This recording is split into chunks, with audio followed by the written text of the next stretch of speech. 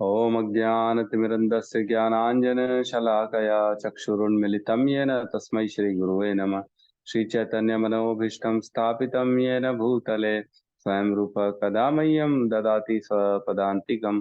वन्देऽहं श्रीगुरु श्रीयुतपदकमलं श्रीगुरून् वैष्णवांश्च श्रीरूपं साग्रजातं सहगण रघुनाथान्वितं तं सजीवं साद्वैतं सावधूतं परिजनसहितं कृष्णचैतन्यदेवं श्री राधा कृष्ण पादान सहगण ललिता श्री विशाखान्तांश। हे कृष्ण करुणा सिंधु दीन बंधु जगतपते गोपेश गोपिका कांता राधा कांत नमस्तुते। तप्त कांचन गौरांगी राधे वृंदावनेश्वरी वृषभानु सुते देवी प्रणमामि हरि प्रिये। वाञ्छा कल्पतरुभ्यश्च कृपा सिन्धुभ्य एव च पतितानां पावनेभ्यो वैष्णवेभ्यो नमो नमः। नमो विष्णुपादाय कृष्णपृष्ठाय भूतले श्रीमते भक्तिवेदांत स्वामी इति नामिने। नमस्ते सरस्वते देवे गौरवाणी प्रचारिणे निर्विशेष शून्यवादी पाश्चात्य देशतारिणे। जय श्री कृष्ण चैतन्य प्रभु नित्यानंद श्री अद्वैत गदाधर श्रीवासादि गौर भक्त वृंद। हरे कृष्णा कृष्णा कृष्णा हरे हरे हरे राम राम राम हरे हरे। हरे कृष्णा।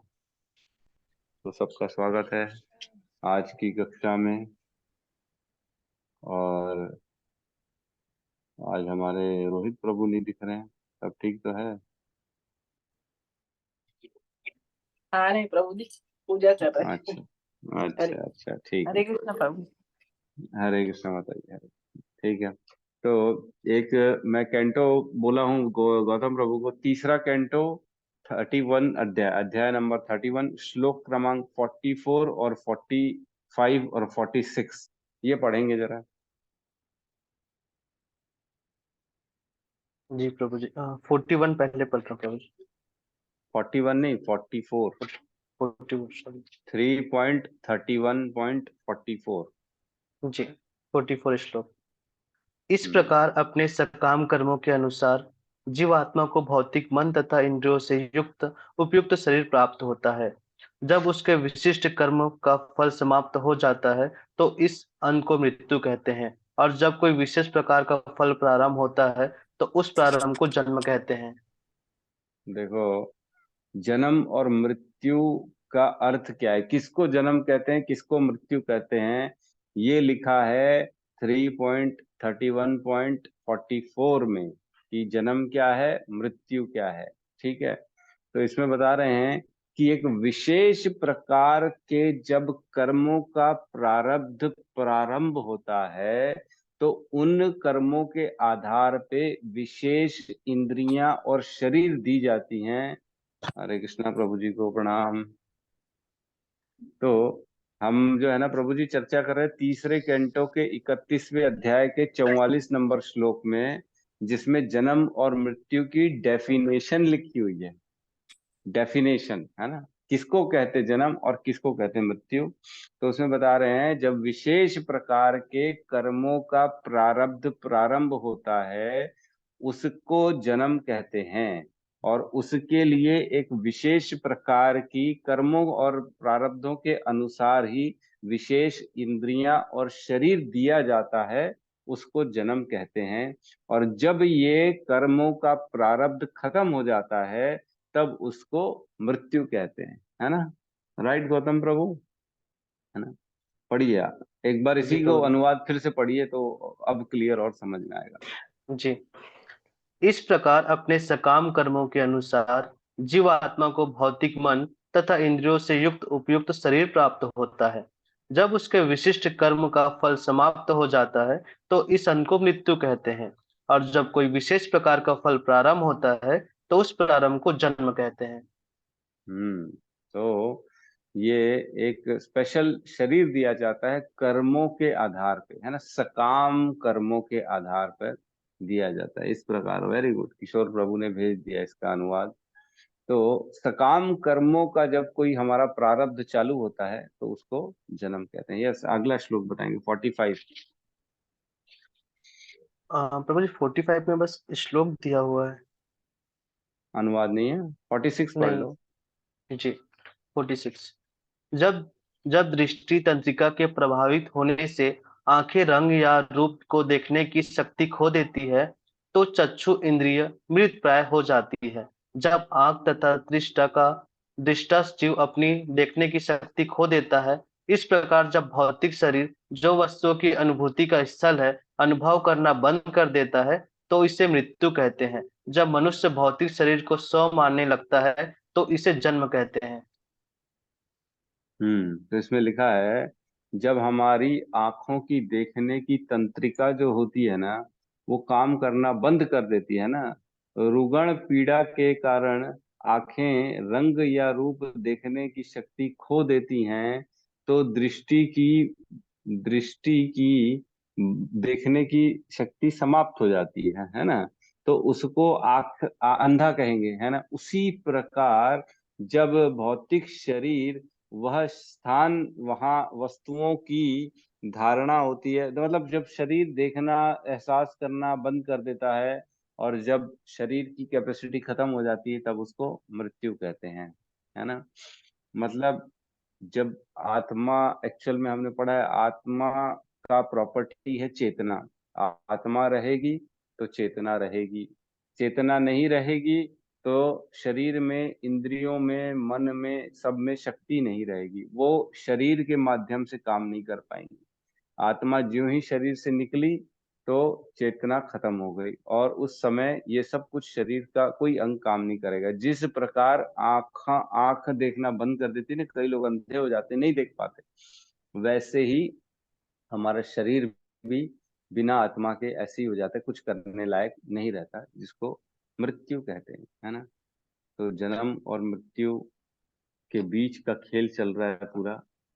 ये ऐसा समझना चाहिए कि कुछ काल के लिए हमको एक पिक्चर में रोल दिया गया, उसको रोल को निभाना है, और फिर बाद में जो है ना, उसी पिक्चर के अनुरूप हमको पैसा दिया जाएगा, और उसी के अनुरूप हमारे को आगे के लिए जो है ना काम दिया जाएगा। अगर हमने अच्छे से काम किया तो हमारे आगे के जो है ना भविष्य अच्छा हो जाएगा। अगर अच्छे से काम नहीं किया, गंदा रोल किया, लापरवाही की, गलत सलत काम किया, जैसा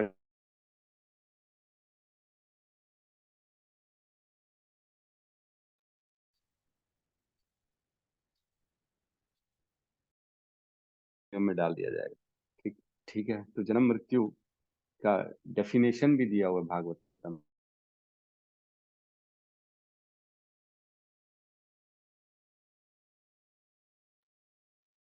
प्रभु जी नेटवर्क प्रॉब्लम है क्या? मेरे में प्रॉब्लम है। हाँ प्रभु जी, आवाज नहीं आ रही है।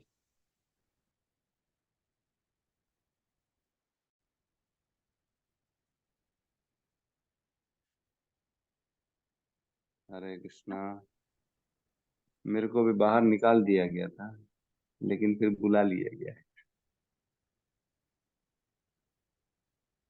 ठीक है। तो हम थे कल में, मृत्यु के रूप में मैं सर्वभक्षी हूँ। एक और कैंटो आता है 4.12.30, है क्या सामने? निकाल लेता हूँ प्रभु जी।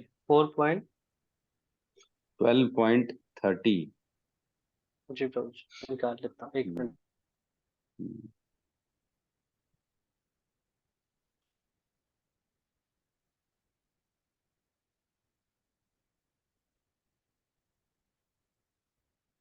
किशोर प्रभु अगर भेज देंगे तो बढ़िया हो जाएगा। और एक और आता है 11.22, नहीं इसको रहने दो, चलो 11 को रहने दो आप। 4, 4, 12, 30, इसी को निकाल लो तो बढ़िया आ गया, है ना। किशोर प्रभु की जय हो। इसमें लिखते हैं, जब ध्रुव महाराज दिव्य विमान पर चढ़ने का प्रयास कर रहे थे तो उन्होंने मृत्यु को अपनी ओर आते देखा। हालांकि मौत की परवाह न करते हुए उसने मौके का फायदा उठाते हुए मौत के सिर पर पैर रख दिया, और इस तरह वह हवाई जहाज पर चढ़ गए जो एक घर जितना बड़ा था। तो ये ध्रुव महाराज की जो है ना बात चल रही है कि जब ध्रुव महाराज के पास जो है ना वाहन आया था, तब मृत्यु भी दूर से दिख रही थी उनको। कौन सा वाहन आया था? वैकुंठ लोक का वाहन आया था, वैकुंठ गमन का वाहन आया था। तब उन्होंने देखा कि मृत्यु भी खड़ी हुई है, तो उन्होंने उसका फायदा उठाया और मृत्यु के ऊपर पैर रख के फिर चढ़ गए वाहन में अपने, जो है ना वैकुंठ एयरलाइंस में जो है एयरक्राफ्ट खड़ा हुआ था। तो कहने का मतलब ये जो भक्त होते हैं ना, भक्तों के लिए मृत्यु जो है ना कुछ नहीं कर सकती। भक्त को मृत्यु का कोई भय नहीं है। भक्त को मृत्यु किसी भी रूप में डरा नहीं सकती। सोचो, उसके ऊपर पैर रख के चढ़ गए।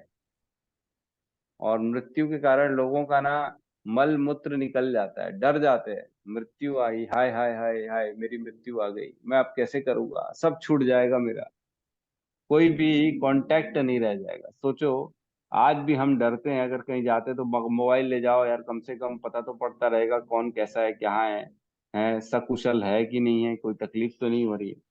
लेकिन वहां तो जाने के बाद कोई भी, एक भक्त को निधन के ही मानना पूरी तरह से भ्रम हो गया। हम्म। तो भक्त को मृत्यु का कोई भय नहीं रहता है। ठीक है।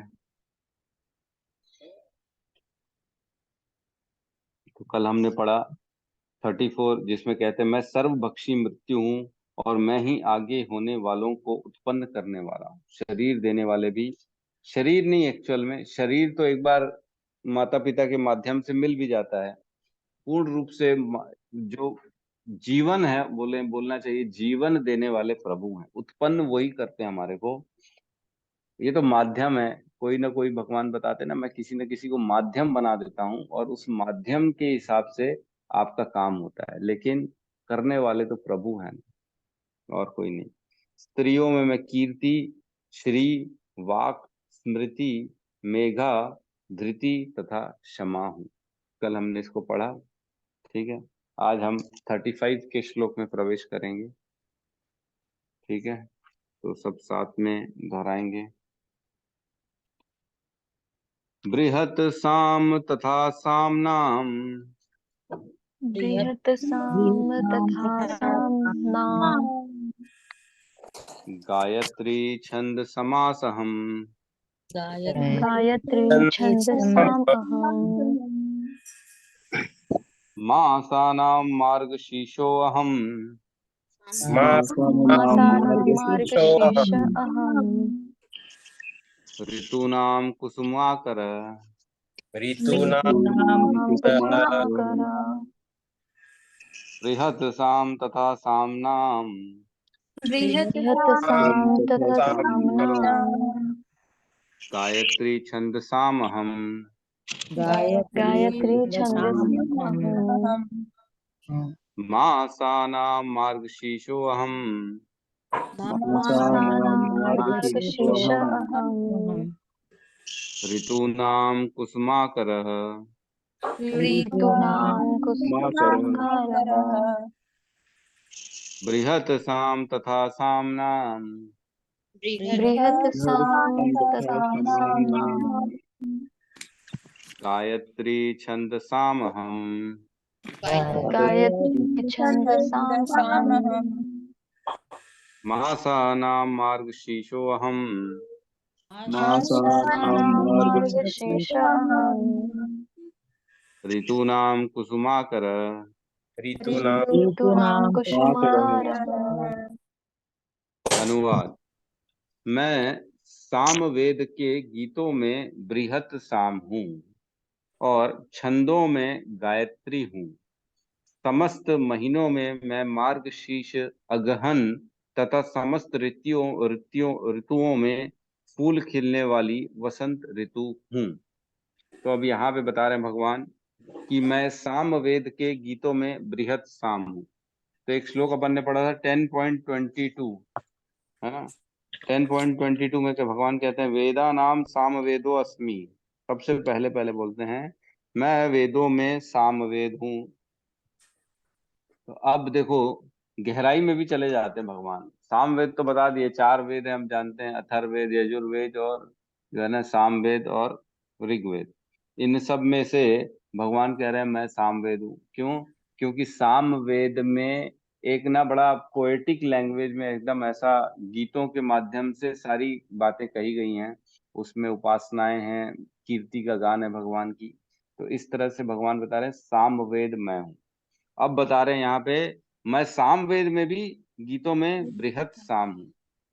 तो हम पढ़ते हैं तात्पर्य, उसमें थोड़ा कुछ डिटेल लिखा है बृहत साम क्या है। ठीक है, पढ़ते हैं तात्पर्य। तात्पर्य भाई शील प्रभुपाद की जय।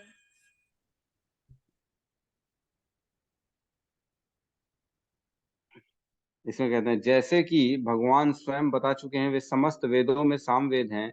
सामवेद विभिन्न देवताओं द्वारा गाए जाने वाले गीतों का संग्रह है। इन गीतों में से एक बृहत साम है जिनकी ध्वनि सुमधुर है और जो अर्धरात्रि में गाया जाता है। तो वेद जो है बता रहे हैं सामवेद विभिन्न देवताओं द्वारा गाया जाता है। तो ये देवताओं द्वारा गाया जाता है और इसमें गीत हैं बहुत सारे, जिसमें से एक गीत है बृहत साम, और वो बड़ा मधुर है, बहुत ही स्वीट है, बहुत ही मेलोडियस है वो, और जो कि आधी रात को गाया जाता है। तो ऐसा मैंने कहीं पढ़ा है कि वो जो बृहत साम है वो इंद्र के लिए गाया जाता है, इंद्र को प्रसन्न करने के लिए बाकी देवता जो है ना उसका गायन करते हैं, ऐसा मैंने पढ़ा है। और एक जगह ये भी लिखा है बृहत साम ही जो है ना, गोपी गीत भी बृहत साम टाइप का ही है, दोनों में बहुत सिमिलैरिटी है ना। जैसे गोपी गीत हम पढ़ते हैं ना, बड़ा मधुर लगता है गोपी गीत, है ना। तव कथामृतम तप्त जीवनम, क्या है आगे?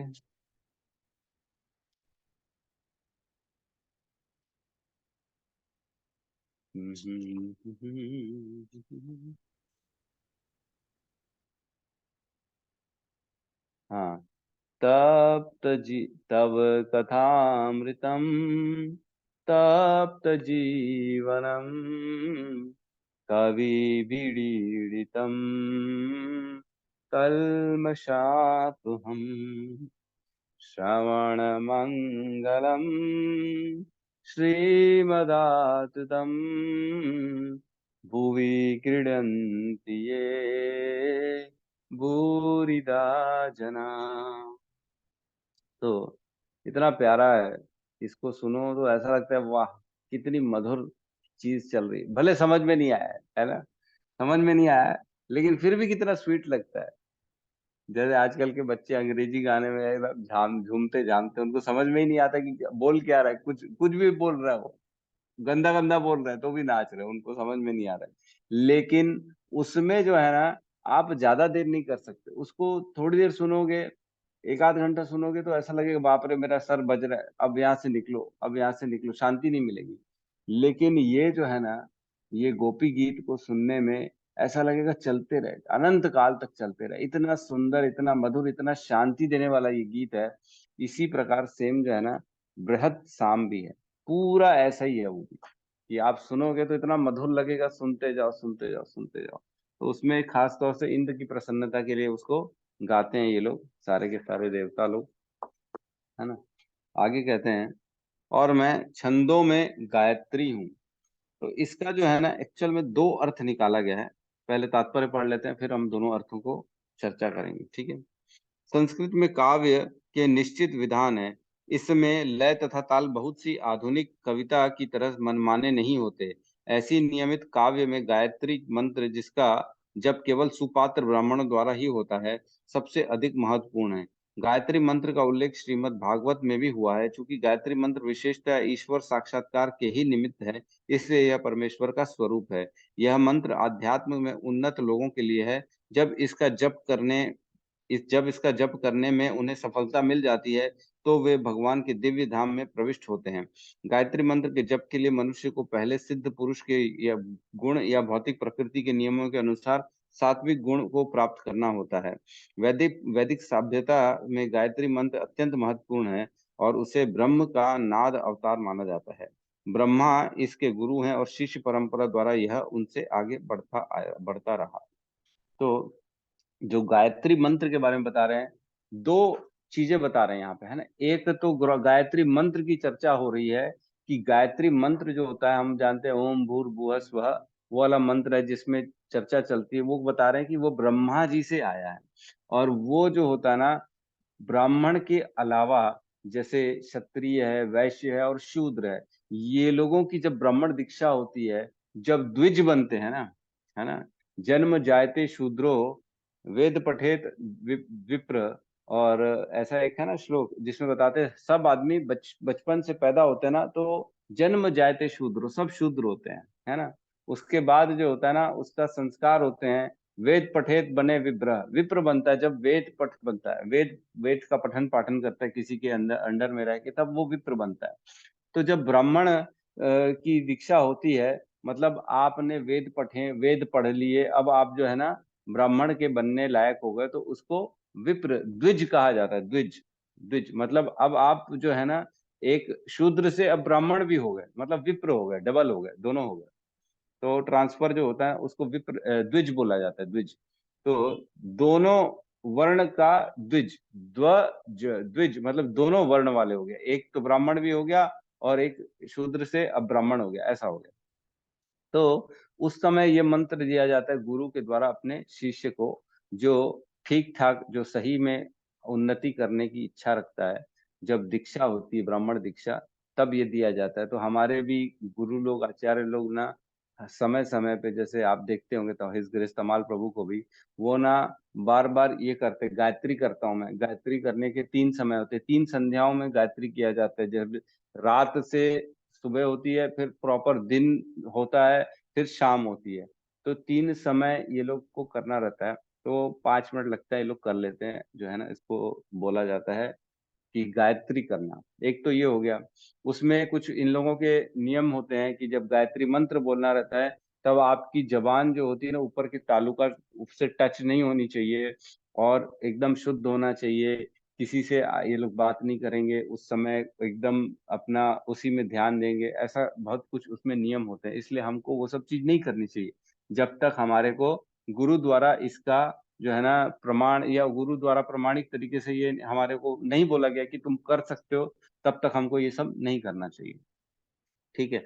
एक दूसरा अर्थ और है गायत्री मंत्रों में, गायत्री हूँ, है ना, इसका एक और अर्थ है दूसरा, कि जो एक ट्यूनिंग होती है भगवत गीता में, हम जो है ना देखते हैं, मैं बताता हूँ आपको। ट्यूनिंग अलग अलग, जैसे हम अभी गाते हैं अनुष्टुप छंद, है ना, जैसे ये सारे जितने भी हम श्लोक गाते हैं ना, वो जैसे हमने ये गाया, बृहत साम तथा सामनाम गायत्री छंद समाहम मासानाम मार्ग शीशो अहम।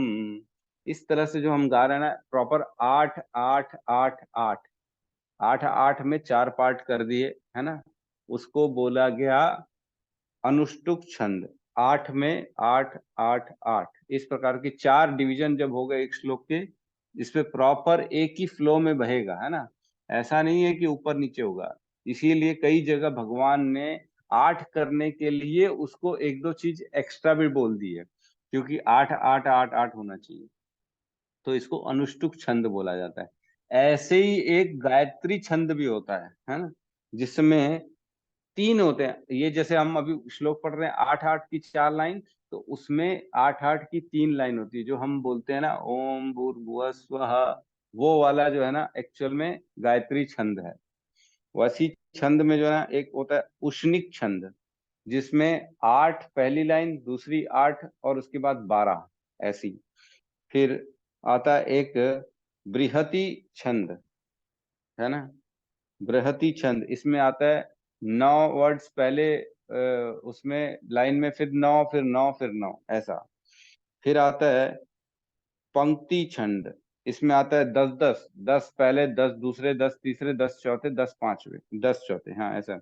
और त्रिस्तुप, त्रि त्रिस्तुप छंद, इसमें 11 11 आते हैं, 11 11 11 11 11 के आते हैं वर्ड्स, 11 वर्ड्स पहले लाइन में, फिर 11 फिर 11 फिर 11। और एक आता है आखिरी में जगती, जगती छंद आता है, जिसमें 12 12 12 12 के आते हैं। तो हमारे ना ये भगवत गीता में एक्चुअल में दो हैं, अनुष्टुप छंद हैं और त्रिष्टुप छंद भी हैं। त्रिष्टुप छंद कौन से हैं? जैसे एक दूसरे अध्याय में हम पढ़ते हैं, है ना, 2.07, वो जो है वो हम देखते हैं, कार्पण्य दोषे अपृत स्वभाव पृच्छामि त्वं धर्म सम्मूढ़ चेता यच्छेन्द्रस्यात् निश्चित ब्रह्मी तन्मे शिष्यस्ते अहम त्वाशादि माम त्वं प्रपन्ने। तो ये 11 के डिवीजन हो गए। तो ऐसे ना काफी सारे श्लोक हैं जो इस डिवीजन में भी हैं और काफी सारे श्लोक 8-8 के अनुष्टुप छंद में भी हैं। तो छंदों में भगवान कह रहे हैं मैं गायत्री हूँ, है ना। तो दो प्रकार से हो गए, एक तो गायत्री मंत्र हो गए और एक छंद हो गए। छंदों में गायत्री और मंत्रों में गायत्री, दोनों कह रहे हैं भगवान यहाँ पे कि मैं हूँ। तो ये बहुत इंपॉर्टेंट है, गायत्री मंत्र भी बहुत इंपॉर्टेंट है। और क्योंकि गायत्री छंद जो है ना वो बड़ा अच्छा और फ्लो अच्छा चलता है उसका, इसलिए भगवान कह रहे हैं कि मैं छंदों में गायत्री हूँ। ठीक है, फिर आगे कहते हैं समस्त महीनों में मैं मार्गशीर्ष अगहन हूँ। तो कब आता है मार्गशीर्ष, किसी को मालूम है क्या? हरे कृष्णा प्रभु जी, अभी कार्तिक महीने के बाद अगहन आएगा।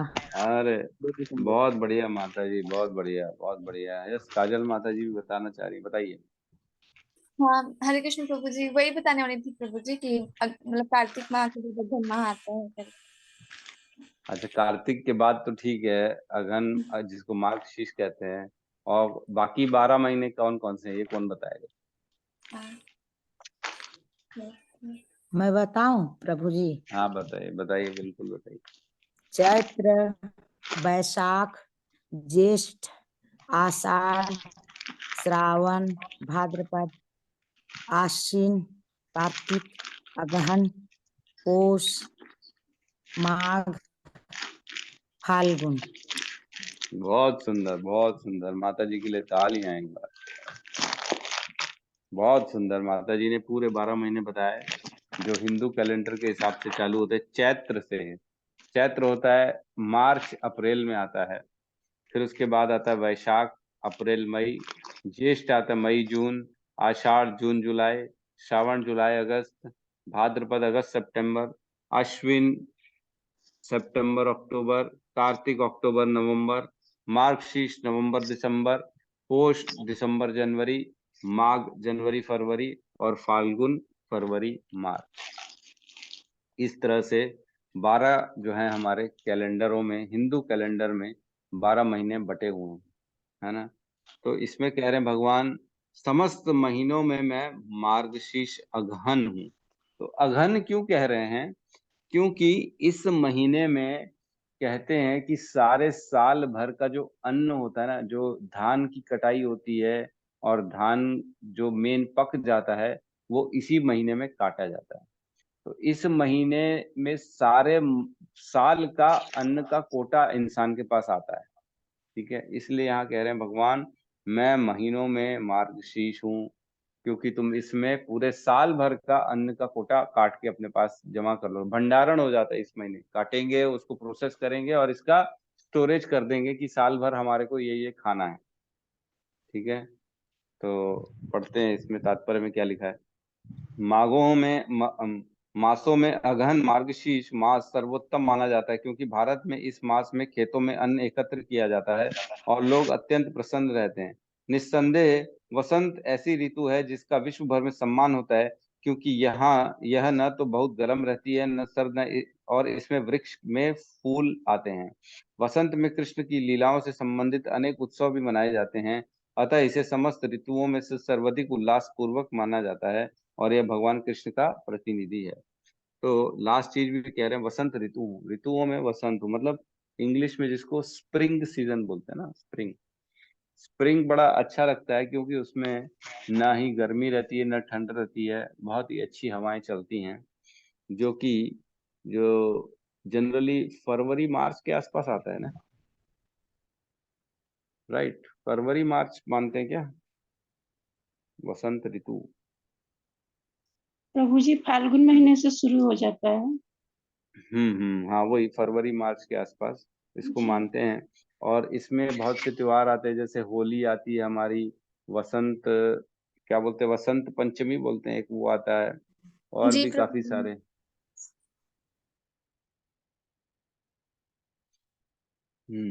तो एक प्रश्न आया है राधिका माता जी का, भगवत गीता एक तो अनुष्टुप छंद में है, दूसरा क्या बताया कौन सा छंद है? तो दूसरा छंद है त्रिशुप्त त्रिस्तुभ, त्रिस्तुभ ऐसा है। तो मैं आपको फिर से रिपीट करता हूँ, आप नोट करना चाहें तो नोट कर लो। गायत्री छंद होता है जिसमें 3 लाइन होती हैं, 8 वर्ड्स की। फिर आता है उष्णिक छंद जिसमें 3 लाइन होती हैं, 8 और 12 की, ठीक है। और अनुष्टुप छंद होता है जिसमें 4 लाइन होती हैं, 8 की। और फिर होती है बृहति, बृहति होती है जिसमें 9 की 4 लाइन आती हैं। फिर होती है पंक्ति जिसमें 10 की 4 लाइन आती हैं। और त्रिस्तुभ छंद आता है जिसमें 11 की 4 लाइन आती है। फिर जगती छंद आता है जिसमें 12 की 4 लाइन आती है, ठीक है। इस प्रकार आप समझ सकते हैं कि जो है ना, अलग अलग छंद हैं जिसमें गाने का पैटर्न है। ऐसा नहीं है कुछ भी नहीं गा सकते हो आप, सारे डिटेल्ड में सब डिटेलिंग की हुई है कि ऐसा ऐसा होना चाहिए, तब आप ये कर सकते हो, और ये कहलाएगा, उसका नाम भी दिया गया प्रॉपर, ठीक है। तो नेक्स्ट श्लोक में हम प्रवेश करते हैं।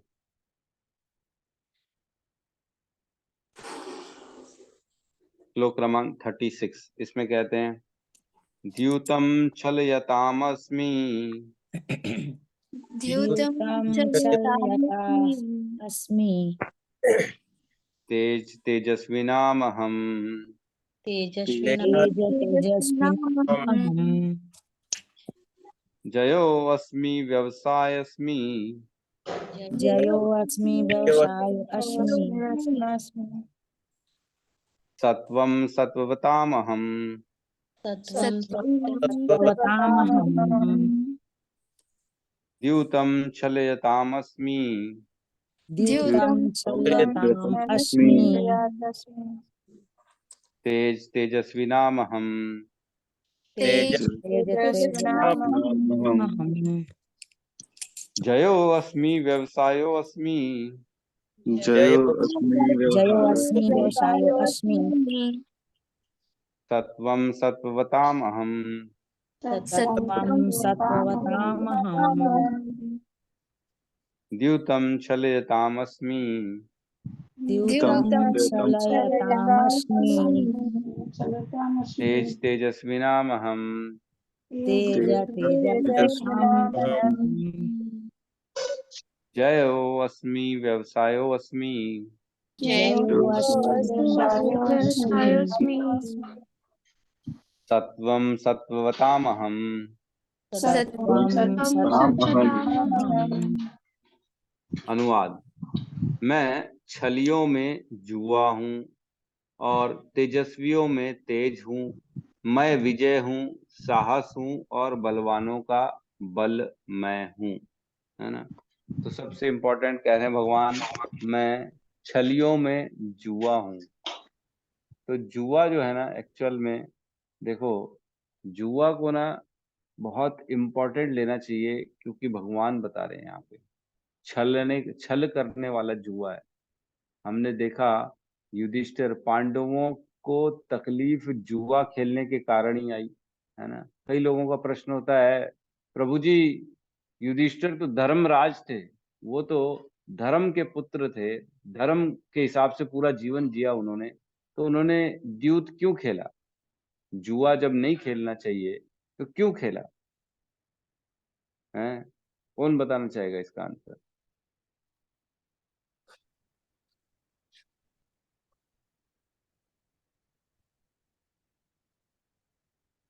यस, रोहित प्रभु, सत्यम प्रभु, दोनों के पास आंसर है। तो एक बार सत्यम प्रभु से पहले ले लेते हैं आंसर। यस, सत्यम प्रभु बताएंगे।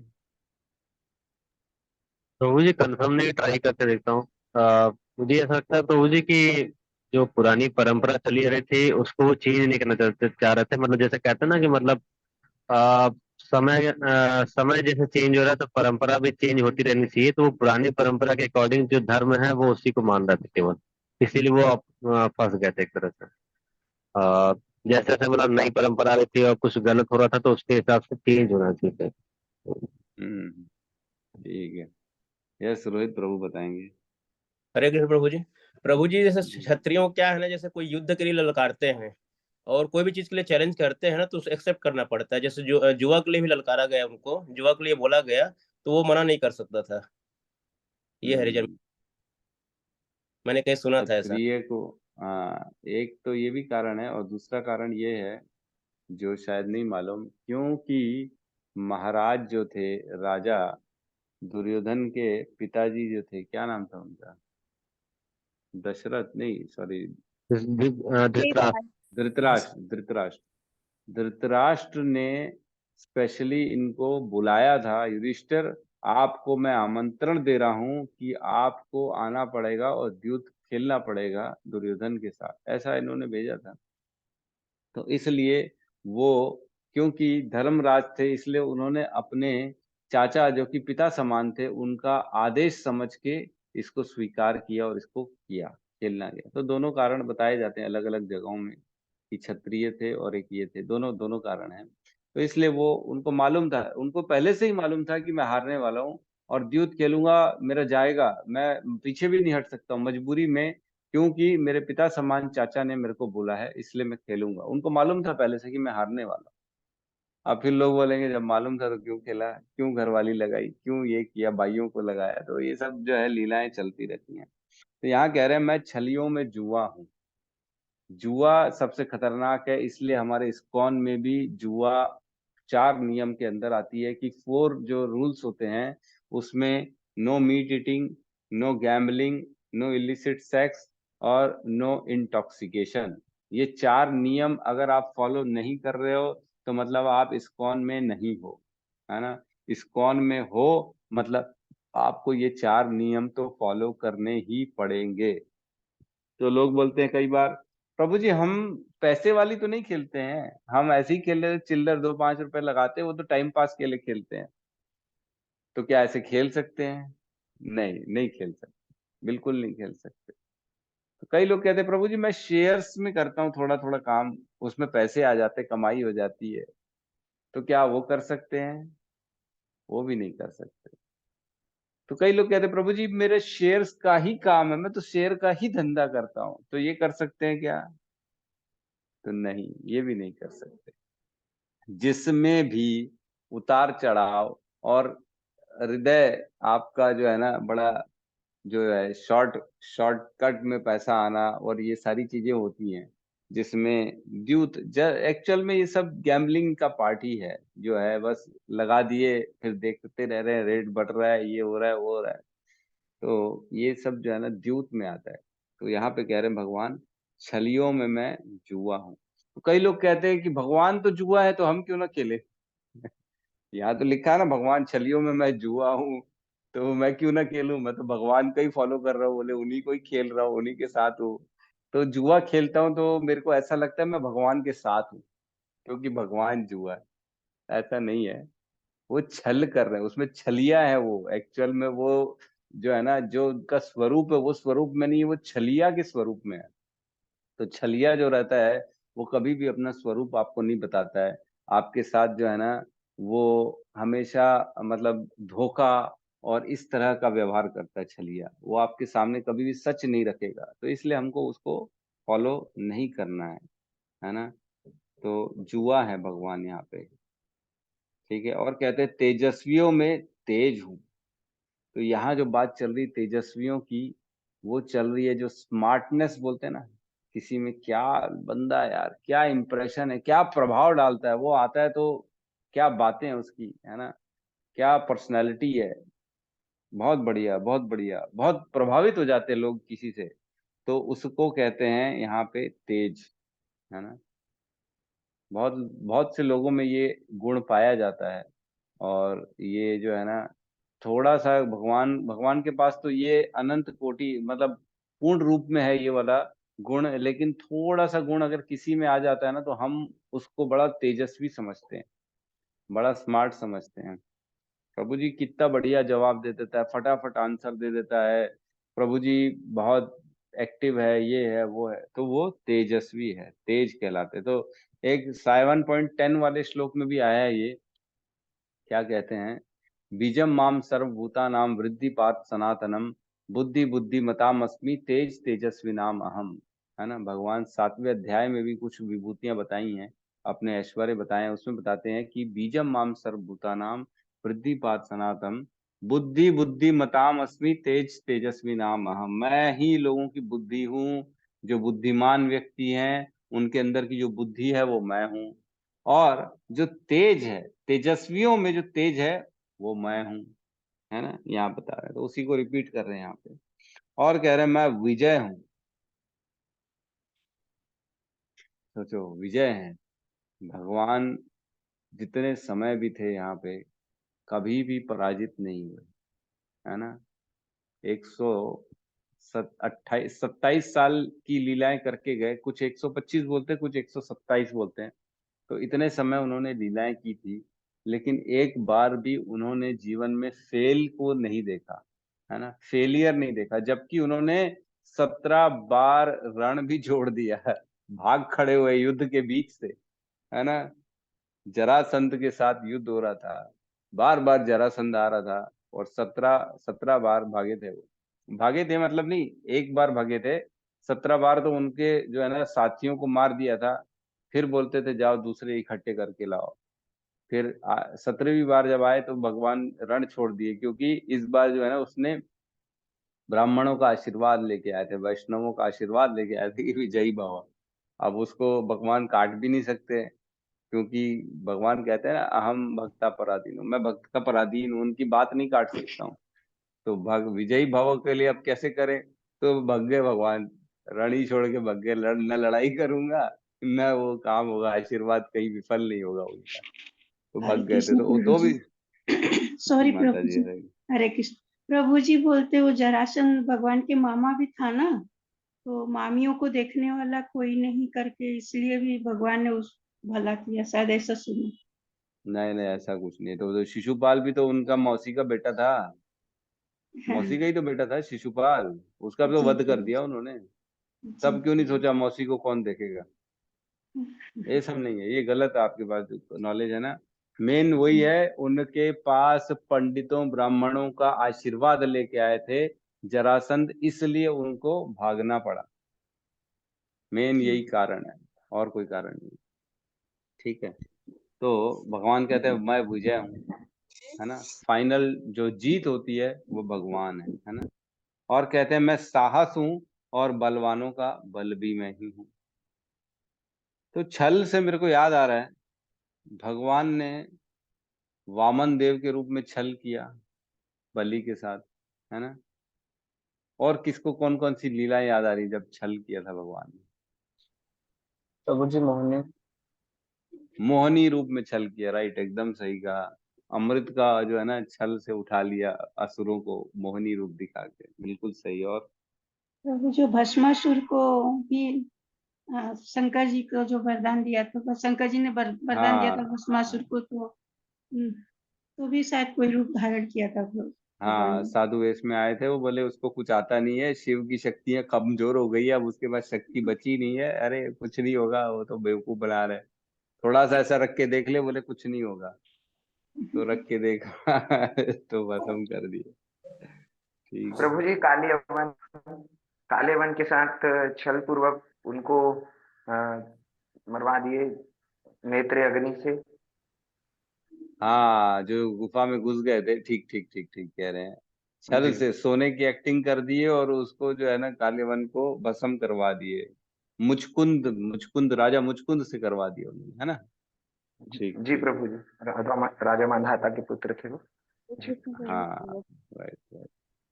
प्रभु जी वो, और और वो जब गोपियां उनको दही खाते हुए पकड़ लेती थी, जब उनको घर ले जाते रहती थी, तो वो उनके मतलब मैं सुनी थी कि एक बार उनके ससुर मतलब वो ले जा रहे थे, फिर मतलब उन जो गोपी हैं उनके ससुर को फिर हाथ पकड़ा के फिर अपना मतलब वहां अपने घर आ गए थे, ऐसा।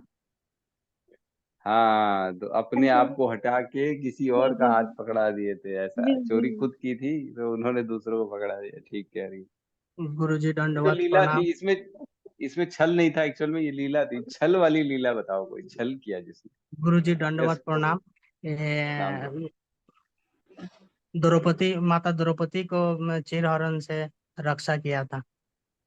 हरे नहीं, इसमें कृष्णा। छल तो कुछ नहीं किया, ये छल वाली लीला नहीं है। द्रौपदी को अच्छा, तो कृपा से किया था। छल जिसमें किया हो, हरे किसी के कृष्णा साथ प्रभु गलत जी। उसको बोलते हैं। वो गुफा यस में, गुफा माता जी। वाली, गुफा वाली, कौन सी गुफा वाली लीला? गुफा में वो थे ना। मुझे कुछ अभी संदर्भ बोलने का वर्ड्स याद नहीं आ रहे, आप ध्यान में आ गया आपके शायद। बचपन वाली क्योंकि बोल वो उन्होंने, वो गुफा में लेटे थे ना, वो कोई कोई से तपस्वी, उन्होंने जाके अपनी, अपना ऊपर ना मतलब शॉल डाल दी थी उनके ऊपर।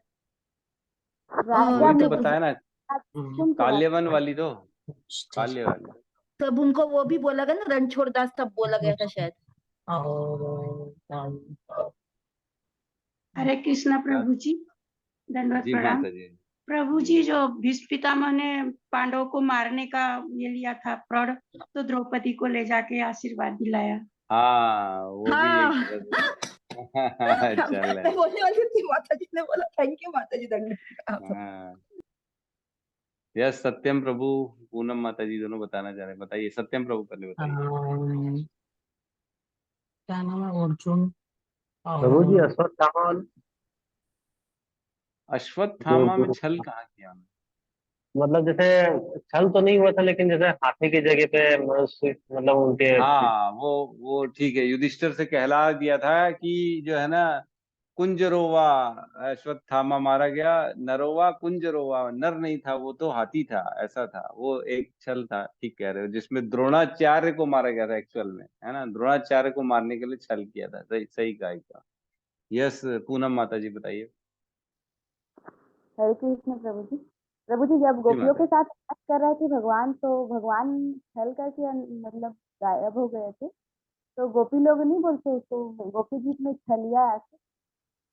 हाँ हाँ, हमारे साथ छल कर रहा है, हमको बुला के भग गया है। फिर वो स्वयं विष्णु का रूप लेके आए वहां पे, तो गोपियां बोलती है हमको विष्णु विष्णु नहीं चाहिए, आप आपने कहीं कृष्ण को देखा क्या? अरे बोले मैं भगवान हूँ विष्णु, तो मेरे को पूछ रहे हो कृष्ण को देखा क्या?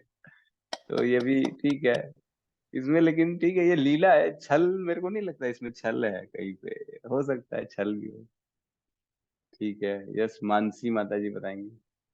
हरे कृष्णा प्रभु जी, दंडवत प्रणाम। प्रभु जी, माता यशोदा को ब्रह्मांड पूरा दिखाया मुंह में, फिर बुला दिया, उसको क्या बोलेंगे? मिट्टी ये खाते छल टाइम। नहीं, छल नहीं, छल नहीं है ये। छल मतलब किसी को एक तरह से डिच करना है, धोखा देना, ऐसा टाइप वाला हो गया छल। यस। जी प्रभु। प्रभु जी, वो तो मटकी तो बहुत बार फोड़ी उन्होंने छल करके, माखन की वो तो मटकी। बाल लीलाएं में आ गई, छल तो नहीं था उसमें। श्री राम जी कह सकते हैं। हरे कृष्ण हरे प्रभु जी, कृष्ण। दंडवत हरे प्रणाम। कृष्णा प्रभु जी। प्रभु जी, जब जरासंध को मारना था, तो उसके लिए प्रभु जी भगवान कृष्ण, अर्जुन और भीम, ये तीनों सबसे पहले तो ब्राह्मण पुत्र या ब्राह्मण कुमार बन के गए थे। उनसे लड़ने का परमिशन मांगे कि हम ब्राह्मण हैं, और उसके बाद जब लड़ने वाले थे तब उन्होंने अपना वास्तविक स्वरूप बताया कि ये दोनों भाई क्षत्रिय हैं और वो स्वयं भगवान कृष्ण हैं। जरासंध को जब मारा, तब द्यूत के लिए उनको, द्यूत नहीं, वो क्या बोलते हैं उसको, जो लड़ते दान हैं के रेसलिंग है। नहीं नहीं, मल्ल जिसको अपन युद्ध, लड़ा, मल्ल युद्ध। मल्ल युद्ध के लिए बोला, तब बराबर है, साधु बन के गए थे तो छल किया उस समय में। और फिर उन्होंने बोला कि उनको दो पार्ट्स में करके अलग अलग ऑपोजिट हाँ, साइड में अलग फेंको, करके। ताकि जुड़े नहीं। हाँ, right right right. Yes Mansi माता जी आप बताइए। प्रभु जी, वो जो दुशाला के पति थे, उनको मतलब ऐसा बोले थे ना कि वो उनको पहले छुपा के रखे हुए थे कि वो नहीं मारेंगे अर्जुन के हाथ से करके। तो भगवान ने फिर सूर्यास्त का ये मतलब छल किया था कि सूर्यास्त हो गया हाँ, है, अरे फिर उसके बाद बहुत मारे सही, थे। बिल्कुल सही माता जी ने। जयद्रथ की कथा, जयद्रथ में उन्होंने छल किया, जी पहले जी प्रभु सूर्य को जी, वो छुपा नाम दिया। याद नहीं आ रहा था। हाँ, हरि बोले जयद्रथ का। प्रभु जी, हरि बोले माता जी के लिए, हाँ, हरि बोल है माता जी के लिए, इस हरि सीन के बोले लिए माता माता जी। जी। Yes yes. और गौतम प्रभु भेज रहे हैं बाली और सुग्रीव का, बिल्कुल राम के रूप में उन्होंने छल किया, बाली को मार दिया उन्होंने, बिल्कुल सही कहा, है ना। यस। और कौन, बस हो गया? कोई बताना चाह रहा है और कुछ लीलाएं भगवान की? हाँ मैं कह रहा हूँ ठीक। दुर्योधन की जंगा पे वार करने वाला। धन्यवाद, प्रणाम। मैं थोड़ा सा याददाश्त अभी वो याद नहीं आ रहा है, बाकी थोड़ा थोड़ा बता रहा हूँ, आप बता देंगे पूरा। जब पंचों पांडव वो जंगल में रहते हैं और उस समय उनका वो जो एक ऋषि को भेज देते हैं भोजन करने के लिए, और वो फिर भगवान श्री कृष्ण वो रक्षा करते हैं। दुर्वासा मुनि को भेजते हैं। जी जी, ये भी छल होगा। नहीं, वो छल तो नहीं होगा। वो जी द्रौपदी माँ का भिक्षा पात्र में ना। जी हाँ, छल नहीं है, वो तो कृपा लीला है, और क्या। जी। ठीक है, ठीक। चलो, सबने कहीं ना कहीं कुछ न कुछ लीलाएं बताई, तो भगवान छलियों में छलिया है, बहुत बड़े हरे छलिया कृष्ण हैं। प्रभु जी, सबसे बड़ा तो रुक्मिणी माता को लेके गए मंदिर से, नहीं हाँ, उन्होंने टाइम। रुक्मणी हरण कर लिया, एकदम सही कहा, छल से किया, चुपके से गए, चुपचाप उठा के ले आए, ऐसा। ठीक है, उसी में ही तो प्रभु जी शिशुपाल जो है ना, शिशुपाल प्रभु का जी एक्चुअल में विवाह होने वाला था, उसके घर वालों ने शिशुपाल के साथ तय किया था, और इसलिए जो है ना, शिशुपाल क्रोधित हो गया था, ये क्या आदमी है, मेरी ही घरवाली, होने वाली घरवाली को उठा के लेके आ गए। ठीक है, यस, सत्यम प्रभु कहिए। प्रभु जी कर्ण के रथ का पहिया जो जमीन में धस गया था एक वो, और दुर्योधन की जंगा जो है कृष्ण के छल से ही मतलब संभव हो पाया था। हाँ, ये ये भी तो। सही कहा, दुर्योधन छल किया और दुर्योधन के कर्ण। साथ, जब कुंती कुंती ने उसको पूरा बोला वस्त्रहीन होके आना, तब छल किया, नहीं नहीं, बोले माता के सामने ऐसे कैसे चले जाएगा, नंगा थोड़ी अच्छा बहुत सही लगेगा। प्रभु तो जी, ये तो सच में ये तो मेरिट फर्स्ट है प्रभु जी। और इन हम्म, आपने जो वो उठाया ना चैनल, इस सब में प्रभु जी की बाल लीला से लेकर रुक्मिणी विवाह तक का सबने सब बोल दिया। अभी अभी तो कृष्णा जी खुश हो गए आज, दामोदर। हरि बोल, हरि बोल। ठीक है। हरे कृष्ण प्रभु जी, कर्ण के साथ भी तो कवच कुंडल मांगने के लिए कुंती माता को भेजा था। हाँ, बिल्कुल, इंद्र इंद्र को भेजा था ना, इंद्र गया था, इंद्र मंग के आए थे, तो जी इंद्र ने छल किया उसके साथ। ठीक है, क्योंकि इंद्र के पुत्र थे अर्जुन, इसलिए भेजा था इंद्र। ठीक है। जी प्रभु। हरे कृष्ण प्रभु जी वो द्रौपदी माता जी को ब्रह्म मुहूर्त में ले गए थे भीष्म पितामह जी से सौभाग्यवती भव, मतलब उनको आशीर्वाद दिलाने के लिए, ताकि हाँ मतलब भीष्म पितामह पांचों पांडव में से किन्हीं को मारे ना करके, और हाँ स्वयं द्रौपदी जी के चप्पलों को अपने हाथों में पकड़े थे कि ताकि भीष्म पितामह को पता ना चले करके कि कोई और आ रहे हाँ। हैं। तो पूरा उसको घूंघट से ढका दिए थे, उसको लगा जो है कि दुर्योधन की वाइफ आई है, तो उनको आशीर्वाद दे दिया इन्होंने। ठीक है, वो समझ भी गए थे, बोले और कोई नहीं है, ये कन्हैया ही है जो ये काम कराया है मेरे। ठीक है। जी। ठीक है, श्री राम प्रभु जी कुछ और कहना चाहते हैं क्या? प्रभु जी, वो बर्बरीक को जो माँ कामाख्या से 3 बाण प्राप्त थे, वो किसी भी तरह युद्ध हाँ के रिजल्ट को बदल सकते थे, तो उनसे भी उनका शीश दान में मांग लिया भगवान ने। हाँ, ये भी बहुत सही किया, छल से मांग लिया, बोले गुरु दक्षिणा देनी पड़ेगी तुमको, दो मेरे को अपना शीश दो, तो उन्होंने उनसे पूरा सर ले लिया था, और है ना, प्रभु जी जब बहुत सुंदर। उन्होंने और प्रभु जी जब उन्होंने माँ रुक्मणी से विवाह किया, तो अर्जुन को एक ब्रिहंगला नामक एक सखी रूप में मतलब बना के लेके गए थे प्रभु जी। नहीं, वो हाँ, उस समय बृहंग था, लला, वो उस नहीं नहीं, समय था प्रभु बृहंग जी। लला। ये बृहंगला वाला वो, जब उन्होंने छुपे हुए थे ना, उनको रेस्टिप खेलना था अज्ञात। साल भर का, हाँ तब की बात है। अज्ञातवास में। रेस टिप, हाँ, अज्ञात, अज्ञातवास, अज्ञातवास अज्ञातवास, में अज्ञातवास में किया हम था, लोग का तो अज्ञातवास। खिचड़ी लैंग्वेज है। अज्ञात। हाँ, तो बृहंग लला जो थी, वो एज अ डांसर बन के बैठे थे, और उन्होंने किसको सिखाया था मालूम है? वो जो परीक्षित को जन्म देने वाला, वो ये इसकी वाइफ थी, अभिमन्यु की वाइफ, क्या था, उत्तरा उत्तरा। उत्तरा प्रभु। उत्तरा, उत्तरा की डांसर बन के, बृहंग लला बन के 1 साल तक बैठे थे, है ना। वामन अवतार तो हमने डिस्कशन सबसे पहले किया ही था। प्रभु जी गौतम प्रभु कह रहे हैं वामन अवतार बन के छल किया बाली के साथ, बलि के साथ, बलि महाराज के साथ। ठीक है, बिल्कुल सही कहा सबने। और भगवान ने बहुत बड़े छलिया है, सबके साथ छल किया है, छल किया है, ठीक है। तो ठीक है, तात्पर्य आप लोग सब पढ़ लीजिएगा इसका, तात्पर्य में कुछ खास नहीं है, यही है जो हमने डिस्कशन किया। बल है, भगवान बहुत बलशाली हैं। तो इसका एक एग्जाम्पल आता है, जब भगवान को बुलाया गया मथुरा में, है ना, 11 साल के थे भगवान, कंस ने बुलाया था।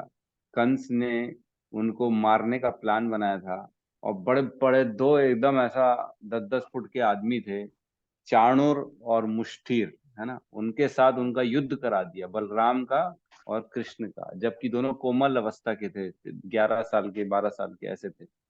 उनके साथ युद्ध करा दिया, तो भी भगवान ने उनको मार दिया दोनों। सोचो, एकदम हीमैन टाइप का आदमी आ जाए और एक कोमल सा छोटा सा आदमी आ जाए, उसको कोमल वाला आदमी मार दे, तो कैसे, किसी को विश्वास ही नहीं होगा, ये कैसे हो गया, अरे बाप रे ये क्या हो गया। तो भगवान कह रहे हैं मैं बलवानों का बल मैं हूँ, ठीक है। तो चलो बहुत बढ़िया, यहाँ क्लोज करते हैं अपना आज का जो है ना सेशन को, और सब मिलके हरे कृष्ण महामंत्र का जाप कर लेते हैं, ठीक है। हरे कृष्णा हरे कृष्णा कृष्णा हरे कृष्णा कृष्णा कृष्णा कृष्णा कृष्णा हरे हरे हरे हरे, हरे हरे राम हरे राम, राम राम राम हरे राम हरे। हरे हरे। सभी भक्त वृंद की जय। जय वृंद की जय। जगत गुरु श्री जय गुरु श्री प्रभुपाद की जय। जय जय गौर प्रेमानंदे। हरि हरि हरे हरे और हरि हरि हरि हरि बोल। बोल। हरि हरि हरि हरि।